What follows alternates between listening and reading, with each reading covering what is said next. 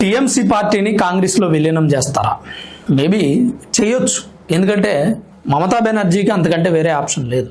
పార్టీని పూర్తిగా పోగొట్టుకునే కన్నా ఏదో పార్టీలో విలీనం చేస్తే కొంతకాలం ఆ పార్టీ ఉనికి ఉంటుంది. టీఎంసీ పార్టీలో తర్వాత అంతటి బలమైన అభ్యర్థి ఎవరున్నారు? ఎవరు లేరు. ఇప్పటికే రితబ్రత బెనర్జీ పార్టీని లాక్కునే పరిస్థితి, వెళ్ళిపోద్ది పార్టీ. అసలు ఈ మమతా బెనర్జీ కూడా ఇంతకుముందు కాంగ్రెస్ పార్టీ నుంచి వచ్చినటువంటి వ్యక్తే. సుమారు 25 సంవత్సరాలు కాంగ్రెస్ పార్టీలో పనిచేశారు. 1975 నుంచి 2000 సంవత్సరం వరకు కాంగ్రెస్ పార్టీలో ఉన్నారు. 2000 తర్వాతే కదా టీఎంసీ పార్టీని పెట్టింది. ఇప్పుడు ఇండి కూటమి నేతలంతా ఒక మీటింగ్ పెట్టారు. అందులో చాలా పార్టీలు పాల్గొన్నారు. టీఎంసీ పార్టీ వాళ్ళు కూడా పాల్గొన్నారు. దేనికి అసలు ఈ మీటింగు అంటే ఇండి కూటమి బలంగా తయారవ్వాలి. ఎలా తయారవుతుంది? ఏం లేదు, వెళ్ళిపోయిన నేతలంతా మళ్ళీ వెనక్కి రావాలి. చాలా మంది వెళ్ళిపోయారు కాంగ్రెస్ పార్టీ నుంచి. వీళ్ళంతా ప్రజల్లో అలాగే రాజకీయంగా కాస్త బలమైనటువంటి వ్యక్తులు. ప్రజల్లో కాస్త కోస్తో అభిమానం ఉంది, రాజకీయంగా అనుభవం ఉంది, రాజకీయంగా చక్రం తిప్పినటువంటి వ్యక్తులు. ఇలాంటి వ్యక్తులంతా కాంగ్రెస్ పార్టీని వదిలేసి వాళ్ళకు వాళ్ళు ఒక సపరేటు పార్టీలు పెట్టుకోవడం జరిగింది. మరి అలాంటప్పుడు కాంగ్రెస్ పార్టీ ఏం చేస్తుంది? ఈ ఇండి కూటమిని స్థాపించక ముందు కాంగ్రెస్ పార్టీ బలంగా ఉంది. ఒకనొక సందర్భంలో రాజీవ్ గాంధీ ఉన్నటువంటి టైంలో 400 సీట్లు పైగా గెలిచినటువంటి పరిస్థితి. మరి వాళ్ళ అదే పార్టీ కనీసం 100 స్థానాలను గెలవలేనటువంటి సిచ్యువేషన్ వచ్చేసింది. మొన్న ఎలక్షన్స్లో 99 దేశవ్యాప్తంగా స్థానాలు వాళ్ళు గెలుచుకుంది. అంటే బలం తగ్గింది. బలం తగ్గడానికి కారణం ఏంటనేది కూడా ఒకసారి కాంగ్రెస్ పార్టీ అంచనా వేసుకుంటే బాగుంటుంది. బలమైన నాయకుల్ని సరైనటువంటి గుర్తింపు ఇవ్వకుండా తప్పించేస్తే వాళ్ళు వెళ్ళిపోతున్నారు, వేరే పార్టీ పెట్టుకుంటారు. ఇప్పుడు మనం 100 మంది సైనికులను తయారు చేసామనుకోండి, రేపు ఏదైనా యుద్ధం వస్తే వాళ్ళంతా మన వైపు నిలబడేటట్టు ఉండాలి. అంతేగాని యుద్ధం వచ్చే సందర్భానికి మీరు ఈ సైనికులను సరిగ్గా పట్టించుకోక, సరిగా ఫుడ్ పెట్టక, మంచి గుర్తింపు ఇవ్వక, వాళ్ళకి అవసరమైనటువంటి థింగ్స్ ఏమైనా ఉంటే వాటిని ఏర్పాటు చేయలేకపోతే వాళ్ళు వెళ్ళిపోతారు. అప్పుడు మీ సైన్యం వీక్ అయిపోతుంది. కాంగ్రెస్ పార్టీలో ఎగ్జాక్ట్గా ఇదే జరిగింది. కాంగ్రెస్ పార్టీలో ఉన్నటువంటి నేతలందరినీ కాంగ్రెస్ పార్టీ సరిగా పట్టించుకోకపోవడంతో వీళ్ళు బయటికి వెళ్ళిపోయి వేరే పార్టీలు. జగన్మోహన్ రెడ్డి గారు కాంగ్రెస్ పార్టీని విభేదించి బయటికి రాలా ఏపీలో? మమతా బెనర్జీ గారు అలా వచ్చిన వాళ్ళేనా?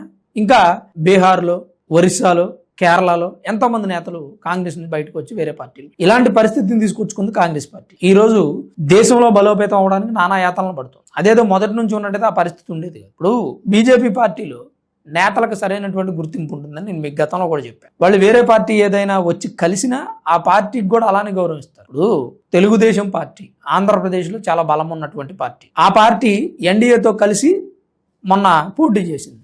ప్రధాని నరేంద్ర మోదీ సైతం చంద్రబాబు నాయుడికి ఎంత రెస్పెక్ట్ ఇస్తున్నారో ఒకసారి అర్థం చేసుకోండి. ఆఖరికి తెలంగాణలో ఉన్న ముఖ్యమంత్రి రేవంత్ రెడ్డిని కూడా దేశం కోసం నాతో కలిసి పనిచేస్తావా, ఇవన్నీ నీకు ఎందుకు అన్నాడు. ఇండైరెక్ట్గా హింట్ ఇచ్చేసాడు. బీజేపీ పార్టీలో ఉంటే నీకు అద్భుతమైనటువంటి గుర్తింపు ఉంటుంది, నీ దశ తిరుగుతుంది, మారిపోతుంది అని. రేవంత్ రెడ్డి గారు అక్కడ ముఖ్యమంత్రిగా గెలవడానికి కాంగ్రెస్ పార్టీ తరఫున ఎన్ని తంటాలు పడ్డాడో అందరికీ తెలుసు. బీజేపీ పార్టీ తరఫున ఉంటే మేబీ కష్టాలు పడవచ్చు, కానీ గెలిచిన తర్వాత గుర్తింపు వేరే ఉంటుంది. అది నరేంద్ర మోదీ గారు చెప్పకనే చెప్పారు. ఇలా కాంగ్రెస్ పార్టీ కోల్పోయిన నాయకులందరినీ తిరిగి వెనక్కి తెచ్చుకోగలిగితే కాంగ్రెస్ పార్టీ బలం పుంజుకుంటుంది. అది జరిగిద్దని నేను అనుకోను. అంత ఈజీగా జరగదు. ఎందుకంటే ఎవరికి వాళ్ళు ప్రత్యేకమైనటువంటి పార్టీలు పెట్టుకున్నారు. ఆయా రాష్ట్రాల్లో గుర్తింపు కోసం పోరాడుతున్నారు, కష్టపడుతున్నారు, ప్రజల్లో గుర్తింపు తెచ్చుకున్నారు, 1-2 సార్లు అధికారంలోకి వచ్చారు.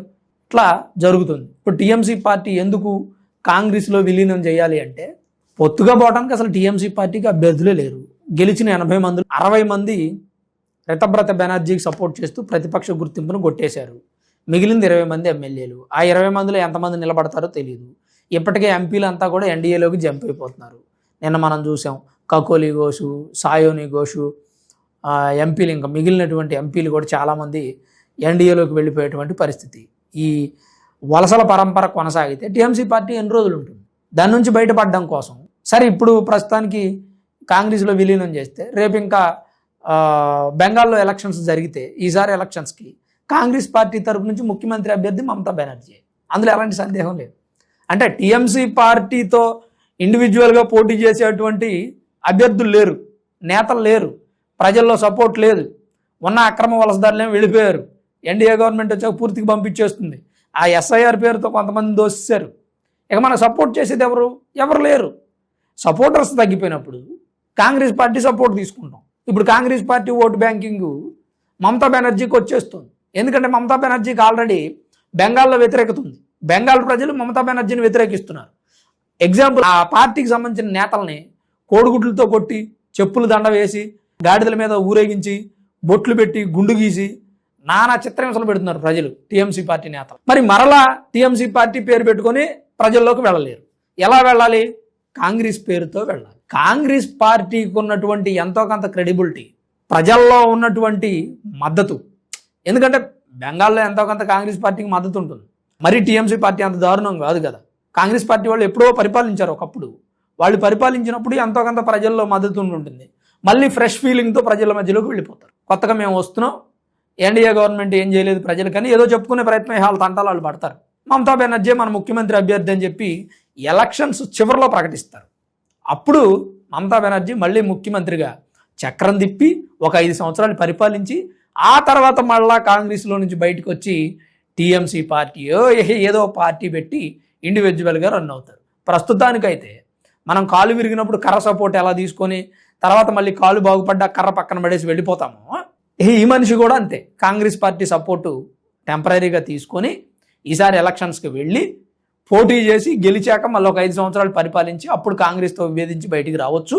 లేదా బలం పెరగలేదు అనుకుంటే కాంగ్రెస్ పార్టీతో కంటిన్యూ అవ్వచ్చు. ఇది మమతా బెనర్జీ గారు చేస్తున్నటువంటి ప్లాన్. అది కాకుండా ఎంపీలను, ఎమ్మెల్యేలను ఎవరో ఒకళ్ళు రాజీనామా చేయండి, నేను మీ పదవిలోకి వస్తాను, ఎలక్షన్స్లో పోటీ చేస్తానని చెప్పి రిక్వెస్ట్ చేస్తూ వాళ్ళు ఎవరో ఒప్పుకోవడం. సువేంద్ర అధికారి ముఖ్యమంత్రికి కూడా లేఖ రాశారు, భవానీపూర్లో మీరు రిజైన్ చేయండి అని. ఆయన చేయలేదు. అటువైపు బహిష్కరించబడినటువంటి ఎమ్మెల్యే టీఎంసీ నుంచి హుమయూన్ కబీర్, ఆయన ఏమన్నా ఆయన 2 నియోజకవర్గాల్లో నేను గెలిచాను, ఒకటి మీకు ఇస్తాను, మీరు పోటీ చేసి గెలవండి అని చెప్పి నేను చెప్తే ఓటేస్తారు నా నియోజకవర్గం ప్రజలని చెప్పి మమతా బెనర్జీకి ఆఫర్ ఇచ్చాడు. వ్రతం చెడినా ఫలం దక్కాలన్నట్టు ఇటు వ్రతం చెడింది, ఫలము దక్కలేదు మమతా బెనర్జీకి. వ్రతం చేయడం అంటే సచ్చి చెడి ప్రత్యర్థుల్ని, నిన్ను ఓడించినటువంటి పార్టీ బీజేపీ పార్టీ వాళ్ళని బతులాడుకుంటున్నావు, కానీ ఫలం దక్కలేదు.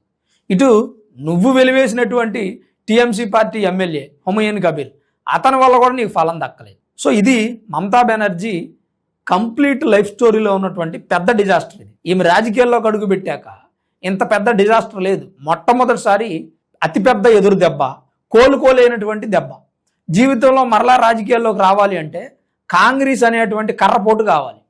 అప్పుడు మాత్రమే రాజకీయాల్లో నిలదొక్కుకోగలరు అనేటువంటి పరిస్థితి ఏర్పడింది. మరి బెంగాల్లో ఉన్నటువంటి టీఎంసీ పార్టీ రాజకీయ అనిశ్చితి మీద మీ అభిప్రాయం ఏంటి? మీరేమనుకుంటున్నారు?